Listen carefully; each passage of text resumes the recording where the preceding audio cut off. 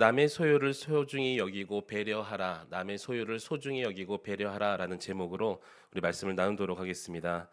예, 하나님께서는 이스라엘 백성에게 이 타인의 재산에 손해를 입히고 또 피해를 끼쳤을 때 어떻게 배상해야 되는지에 대해서 분명한 기준을 우리에게 말씀하고 있습니다.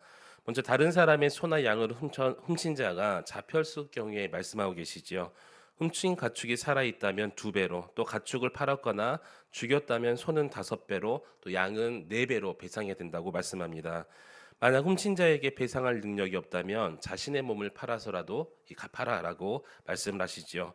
또한 백성의 가축이 남의 밭을 망치거나 또 실수로 낸 불이 남에게 피해를 주는 등 실수로 이 남에게 재산을 이 피해를 주었을지라도 실수라도 배상해야 된다고 말씀하고 있습니다. 또 피해자는 있으나 이 가해자가 명확하지 않을 경우에도 하나님께서 이 권위를 부여하신 이 재판장을 통해서 공의가 이루어지도록 그런 내용이 7절부터 9절까지의 내용에 또 기록되어 있습니다. 그래서 하나님 나라의 백성은 하나님의 백성들은 타인에게 끼치는 손해에 대해서 그냥 은근슬쩍 넘어가는 것이 아니라 하나님의 뜻이라는 마음가짐으로 철저하게 보상해야 됨을 우리에게 말씀하고 있다는 것입니다.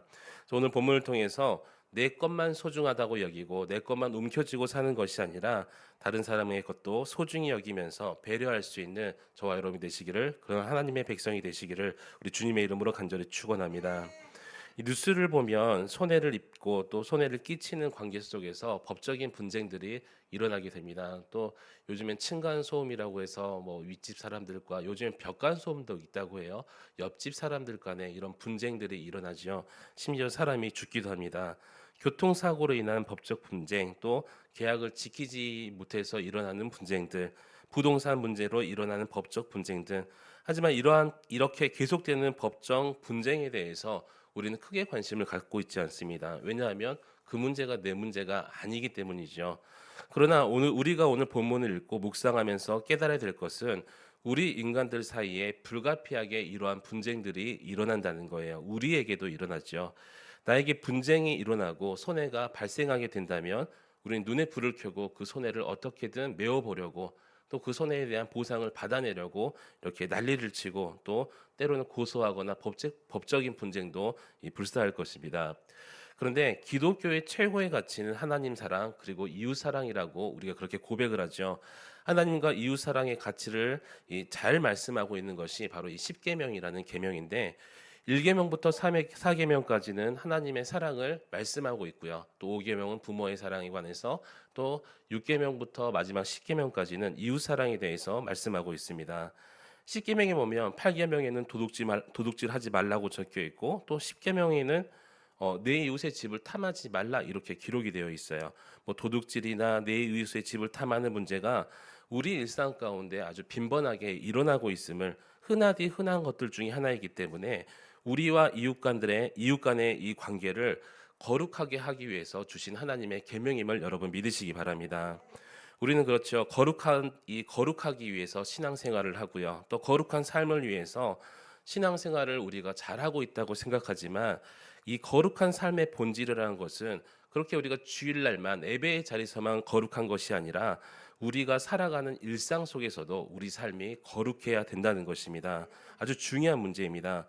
결국 이 거룩하다는 것은 살인하지 말라, 간음하지 말라, 도덕질하지 말라, 뭐 내 이웃에게 거짓 증거하지 말라, 내 이웃의 집을 탐하지 말라, 이러한 계명들이 우리와 이웃 간의 관계를 평탄하게 하는 것이고 또 화목하게 하는 것이고, 우리 주님께서 주시는 샬롬을 가져다 주는 것이고, 이렇게 우리가 서로를 배려하고 사랑하고 이 사랑을 전하고 실천하는 삶이 바로 거룩한 삶임을 여러분 기억하시기 바랍니다. 우리는 교회 안에서 혹은 예배 시간에만 이렇게 거룩하다 그렇게 지내면 되겠지라고 생각하지만, 세상 속에서 우리의 생활이 남에게 피해를 끼치고 또 손해를 끼친다면 우리의 생활이 거룩하다고 말할 수가 있을까요? 아니라는 것이죠. 거룩과는 한참 거리가 먼 생활을, 그리스도인임에도 불구하고 그런 생활을 우리가 해 나간다는 것입니다. 그래서 우리 기독교인들이 경계하고 주의해야 될 것이 무엇이냐면, 우리가 예배 가운데서만 경건과 거룩을 찾는 것이 아니라 이 세상에서 이러한 거룩이 부족하고 없다면 우리는 거룩할 수 없음을 깨닫고 이 세상에서도 우리의 거룩한 모습을 보여줘야 될 줄 믿습니다. 어제 사람을 죽이거나 해를 가했을 경우에 뭐 눈에는 눈, 이에는 이 그렇게 갚아주라 책임을 져야 된다 이렇게 말씀을 드렸었습니다. 오늘 본문 1절 말씀 우리 함께 읽어보도록 하겠습니다. 1절입니다. 시작. 사람이 소나 양을 도둑질하여 잡거나 팔면 그는 소 한 마리에 소 5마리로 갚고 양 한 마리에 양 4마리로 갚을지니라. 아멘. 오늘 1절 말씀을 읽어보니까 좀 심하지 않나라는 생각이 좀 들었어요. 어떻게 한 마리를 5마리로 한 마리를 4마리로 갚아야 된단 말인가? 무슨 말이냐면 징벌적 배상이라는 것이죠. 이 당시의 유목민들이었던 이들에게 가장 큰 재산이 다른 것이 아니라 뭐 소나 양, 그 중에서 밭을 갈 수 있었고 큰 노동력이었던 이 소는 아주 큰 재산이었습니다. 이 소 한 마리를 훔쳐가면 5마리를 배상하라는 이 벌을 가는 중벌을 가는 것과 마찬가지로 아주 큰 벌이었었는데 오늘날 소 한 마리도 무시 못할 큰 가격이죠. 고기 중에 최고는 소고기. 이 소고기를 참 돈 생기면 소고기 먹어야지 이런 생각을 좀 하기도 하는데 이 당시 유목민들에게 가장 잘 보이고 또 쉽게 훔칠 수가 있는 것이 덩치가 크니까 바로 이 가축이었습니다. 지금 소 한 마리도 우리에게 그렇게 큰 값어치가 있는데 이 당시에 소 한 마리가 없어진다는 것은 막대한 경제적인 재산의 타격이 있었다는 거예요. 그래서 범죄의 의혹을 완전히 꺾어놓기 위해서 무거운 중벌을 내는 것입니다. 사실 훔친 사람이 이렇게 가중한 이 중벌을 이렇게 갚을 수 있는 능력이 있을까요? 5마리를 갚을 수 있는 능력이 있던 사람이라면 애초에 훔치지도 않았겠죠. 배상을 갚지 못하는 사람에게 어떻게 하라고 말씀하십니까? 우리 3절 말씀 함께 읽도록 하겠습니다. 3절입니다. 시작. 해 돋은 후에는 피 흘린 죄가 있으리라. 도둑은 반드시 배상할 것이나 배상할 것이 없으면 그 몸을 팔아 그 도둑질한 것을 배상할 것이요. 이렇게 징벌을 가함으로써 인간의 질서를 바로 나가요. 이 뭐라고 말하면 그 몸을 팔아서라도 도둑질한 것을 갚아라고 합니다. 왜 그러냐면 인간이 죄인이기 때문에 그렇다는 것이죠. 예수 그리스도가 이 땅에 오시고 율법이 완성되면서 이 징벌적인 율법이 사랑의 율법을 더욱 강조하고 있음을 여러분 믿으시기 바랍니다. 구약의 율법은 마치 우리가 볼 때 공의를 강조하는 것 같고 예수 그리스도가 오셨던 그 신약의 사건들은 사랑이 강조되어지는 것처럼 보이지만 여러분 공의와 사랑이라는 것은 결코 분리될 수 없음을 여러분 믿으시기 바랍니다. 이 공의라는 것이 질병적 이 배상 책임 때문에 강화되는 것이 아니라 사랑으로 이 공의라는 것이 더욱더 돋보이게 되고 또 이러한 분쟁과 배상의 문제가 이 사랑으로 해결돼야 된다는 거예요. 벌 받을까봐 두려워하고 떠는 인생이 아니라 이제는 우리가 사랑으로 더 베풀기 위해서 살아가는 그런 더 적극적인 이 인생으로 우리를 바꾸어 주셨다는 것입니다. 우리가 살아가면서 불가피하게 타인의 재산에 피해를 입힐 경우가 생기죠. 지금 같은 눈길 미끄러운 길에 우리가 뭐 사고 내고 싶어서 사고 내겠어요. 불가피하게 미끌려서 다른 차를 추돌하거나 충돌하는 경우가 생기는데 그러나 오늘 본문에서는 이 배상에 대해서 말씀하시면서 배상을 통해서 관계를 회복하라는 귀한 의미를 담고 있다는 거예요. 우리 9절 말씀 함께 읽도록 하겠습니다. 9절입니다. 시작. 어떤 잃은 물건, 즉 소나 나귀나 양이나 의복이나 또 다른 잃은 물건에 대하여 어떤 사람이 이르기를 이것이 그것이라 하면 양편이 재판장 앞에 나아갈 것이요 재판장이 죄 있다고 하는 자가 그 상대편에게 갑절을 배상할지니라. 아멘. 이 구절 말씀해 보니까 재판장이라는 단어가 나옵니다. 이 재판장이라는 의미가 무엇이냐면 하나님 앞에서 판결을 받았다라는 의미를 가지고 있어요. 하나님께서 권위를 부여하신 사람이죠. 사랑하는 성도 여러분, 우리 주님께서는 죄에 대한 배상으로 하나님께서 직접 육신을 입으시고 이 땅에 오셔서 십자가에 매달려서 죽으셨습니다. 그렇게 해야 되는 이유가 무엇이냐면 우리의 죄값을 치르기 위해서였죠. 십자가의 피로 말미암아 우리의 죄값을 치르시고 하나님과 우리의 관계가 회복되었음을 원수된 사이가 화목해 되었음을 여러분 믿으시기 바랍니다. 우리가 때로는 타인의 재산에 손해를 입힐 경우가 있겠지만 또 때로는 다른 사람이 다른 이웃들이 나에게 손해를 끼칠 경우도 있겠죠. 재산적인 손해나 혹은 정신적인 손해 이런 것도 우리는 상처라고 부르기도 하죠. 그런데 여러분 오늘 말씀을 통하여서 이러한 상황 속에서 하나님께서 진정 원하시는 것이 우리에게 원하시는 그 메시지가 무엇인지 한번 깊게 생각해 보시기 바랍니다. 하나님께서 우리를 사랑하셔서 독생자 예수 그리스도를 이 땅에 보내신 것처럼 우리는 이해할 수 없는 그 이해할 수 없는 사랑을 우리에게 베푸신 것처럼 우리에게도 이웃을 향하여서 배상이 아닌 또 사랑을 베푸시기를 원하심을 여러분 믿으시기 바랍니다. 여러분 진정한 사랑이라는 것이 이런 것 같아요. 어려움 가운데 행할 수 있는 것 누구나 쉽게 하면 그것을 사랑이라고 부를 수 있겠습니까? 하지만 진정한 사랑이라는 것은 마치 예전에 사랑의 원자탄 우리 손양원 목사님처럼 도저히 사랑할 수 없는 그를 아들을 죽인 그를 양아들로 삼은 것처럼 또 친아들처럼 그렇게 키워낸 것처럼 여러분 그 사랑을 실천하면서 사는 것이 진정한 사랑이며 또 진정한 거룩이 아니겠습니까? 오늘 본문은 단순한 배상의 문제가 아니었습니다. 오늘 본문은 사랑을 실천하고 더욱더 그 사랑을 이웃에게 전할 수 있는 사람이 되라는 하나님의 귀한 메시지임을 여러분 믿으시고 오늘 하루는 때로는 타인 때문에 다른 이웃들 때문에 내가 손해 볼 수도 있겠지만 예수님께서 우리에게 그렇게 베푸셨으니 우리도 그렇게 사랑으로 그들을 찾아가면서 내가 손해 끼친 것이 있으면 사과하고 배상하고 내가 손해 입은 것이 있다면 아깝고 눈물 나고 때로는 이 정신적인 상처, 마음의 상처 때문에 마음이 아플 수도 있겠지만 예수 그리스도의 사랑을 실천함으로써 또 그렇게 순종함으로써 더욱더 거룩함으로 하나님께서 원하시는 그 사랑으로 나아갈 수 있는 저와 여러분의 복된 삶이 되기를 우리 주님의 이름으로 간절히 축원합니다. 그 사랑으로 인해서 또 그 거룩으로 인하여서 우리 하나님이 영광 받으시고 우리의 행실을 통하여서 또 하나님의 사랑을 전함으로써 그 이웃 또한 하나님을 바라볼 수 있는 믿음의 통로가 되시기를 우리 주님의 이름으로 간절히 축원합니다.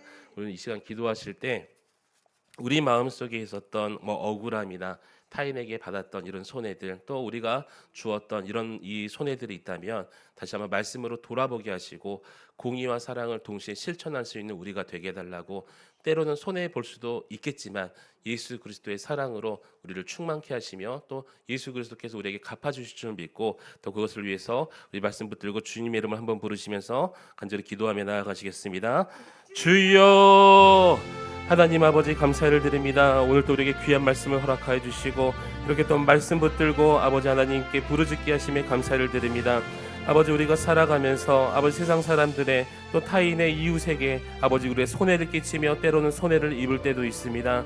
아버지 이 손해로 인하여서 법정 분쟁이 일어나고 살인이 일어나고 아버지 서로의 관계가 서운해지며 아버지 회복할 수 없을 정도로 망가져 버리는 아버지 우리의 관계를 다시 한번 바라보게 됩니다. 아버지 하나님께서 오늘 주신 이 배상법에 관하여서 우리에게 말씀을 주신 이유는 아버지 내 손해에 대해서 그렇게 보상을 받으라 내 손해 남에게 끼친 손해에 대해서 그렇게 손해배상을 하여라 단순한 이런 말씀의 뜻이 아니라 아버지 우리를 사랑하셨던 예수 그리스도께서 나 때문에 나의 죄를 위해서 아버지 아무런 이유 없이 이 땅에 오셔서 십자가에 매달리 죽으신 사건을 다시 한번 기억하게 하여 주시옵시고 아버지 그 은혜와 사랑으로 인하여서 다시 한번 하나님을 바라볼 수 있는 아버지 은혜를 우리가 입은 자로서 아버지 우리 이웃들에게도 그렇게 사랑을 베풀며 살아갈 수 있는 우리가 되게 하여 주시옵소서. 아버지 우리가 때로는 손해를 입고 아버지 재산산에 막대한 손해를 입을 수도 있고 아버지 마음의 상처를 입을 때도 있지만 아버지 하나님 그렇게 베푸셨던 우리 주 예수 그리스도의 은혜를 다시 한번 바라보며 아버지 그 이웃들에게 그 사랑을 전하며 나아갈 수 있는 아버지 그런 담대함과 그런 지혜를 주시옵시고 아버지 하나님 우리 생활 속에서 아버지 우리의 모습 속에서 아버지 하나님의 그 거룩함을 아버지 보여주며 아버지 그 사랑을 전하며 나아갈 수 있는 거룩한 하나님의 백성들 다 되게 하여 주시옵소서.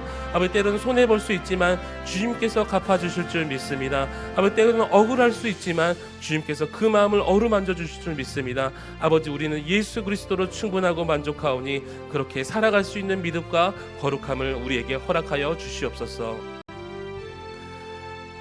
하나님 아버지 감사를 드립니다. 오늘 또 이 새벽을 깨우며 구별하며 성별하게 하시고 하나님의 전에 나와서 말씀을 듣고 또 말씀 붙잡고 부르짖게 하시니 아버지 하나님 감사를 드립니다.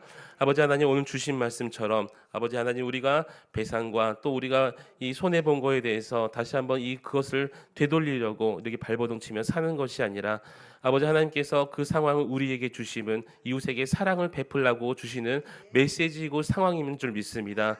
아버지 때로는 억울하고 힘들 수도 있겠지만 아버지 주님께서 베풀어 주신 그 사랑을 통하여서 아버지 우리 더욱더 하나님의 사랑을 오히려 전하며 나아갈 수 있는, 그래서 이웃과의 관계를 회복하고 아버지 하나님의 사랑을 또 그 거룩함을 전하며 나아갈 수 있는 우리 복된 오늘 하루 또 우리의 인생이 될 수 있도록 주여 인도하여 주시옵소서. 우리 한강교회를 사랑하여 주셔서 많은 시대적 사명을 맡겨주시니 감사를 드립니다. 아버지 이렇게 이웃 사랑을 전하며 이웃에게 하나님의 거룩함과 하나님의 영광을 전하는 아버지 우리의 한강교회가 되게 하여 주시옵시고, 아버지 우리 성도들 한 사람 한 사람이 깨어 기도함으로 그 사명을 잘 감당하며 나아갈 수 있도록 주여 붙들어 주시옵소서. 아버지 하나님 또한 우리 환우들을 주님께서 기억하여 주시고 주님께서 그 손으로 붙들어 주셔서 아버지 하나님 고통 가운데 주님을 바라볼 수 있는 믿음을 허락하여 주시고, 아버지 이 시간 예수 그리스도의 피 묻은 손으로 안수 안찰하여 주시며 아버지 믿음으로 예수 그리스도의 옷자락을 붙잡을 때마다 아버지 모든 그 병의 근원들이 떨어져 나가며 말라져 가며 아버지 다시는 후유증 없이 그 모든 질병 가운데 회복하며 자유함을 얻을 수 있는 은혜를 허락하여 주시옵소서. 아버지 다음 세대와 우리 자녀들을 축복하며 기도합니다. 하늘 문을 여시고 하늘의 복을 허락하여 주시고 군에 있는 자녀들, 해외에 있는 자녀들, 멀리 떨어져 있는 우리의 자녀들, 그들이 어디에 있든지 어떤 모습으로 있든지 아버지 믿음 안에 온전히 설 수 있는 은혜를 허락하여 주시옵소서. 아버지 특별히 예수 믿지 않는 우리의 자녀들이 속히 예수 믿고 천국 백성 될 수 있는 은혜를 허락하여 주시고, 아버지 그 길이 그들이 걷는 그 길이 하나님의 길이 되게 하여 주시고, 아버지 하나님께서 인도하시는 그 길이 되어 주게 하셔서 아버지 이 세상에서 하나님을 높여가며 하나님의 영광을 드높일 수 있는 우리의 복된 자녀 다음 세대가 될 수 있도록 주여 함께하여 주시옵소서. 아버지 위에서 그들을 양육하는 아버지 우리 교사들 주님께서 붙들어 주시되 지치지 않게 하여 주시고 더욱더 믿음으로 사랑으로 우리 아이들을 잘 양육할 수 있도록 아버지를 가르치는 모든 자들에게 주님께서 은혜를 더하여 주시옵소서. 아버지 우리가 여러 가지 기도의 제목을 들고 주님께 나옵니다. 아버지 우리의 일상과 아버지 우리의 모든 것들을 다 아시는 주님, 아버지 우리의 연약함과 또 아버지 우리의 부족함을 아시는 주님께서 채워주시고 또 하나님의 뜻대로 우리의 모든 기도의 제목들이 이루어질 수 있는 은혜가 오늘 이 시간 이루어질 수 있도록 주여 함께하여 주시옵소서. 아버지 점점 추워지는 날씨 속에서 우리 성도님들 건강 잃지 않도록, 건강 때문에 어려움 겪지 않도록 주님께서 지켜주시옵시고 오늘 하루도 내 힘으로 살아가는 것이 아니라 주님의 은혜로만 살아갈 수 있는 우리 모든 성도들 될 수 있도록 주님 붙들어 주시고 은혜 부어 주시옵소서. 예수님의 이름으로 감사하며 기도드립니다. 아멘. 하늘에 계신 우리 아버지여, 이름이 거룩히 여김을 받으시오며 나라의 임하옵시며 뜻이 하늘에서 이룬 것 같이 땅에서도 이루어지이다. 오늘날 우리에게 일용할 양식을 주옵시고 우리가 우리에게 죄 지은 자를 사하여 준 것 같이 우리 죄를 사하여 주옵시고 우리를 시험에 들게 하지 마옵시고 다만 악에서 구하옵소서. 대개 나라와 권세와 영광이 아버지께 영원히 있사옵나이다. 아멘. 오늘 시간 기도하실 때 나라와 민족과 교회를 위해서 그리고 자신이 가지고 온 기도의 제목을 위해서 우리 자유롭게 기도하다 가시겠습니다. 기도하시겠습니다. 하나님 아버지 감사를 드립니다.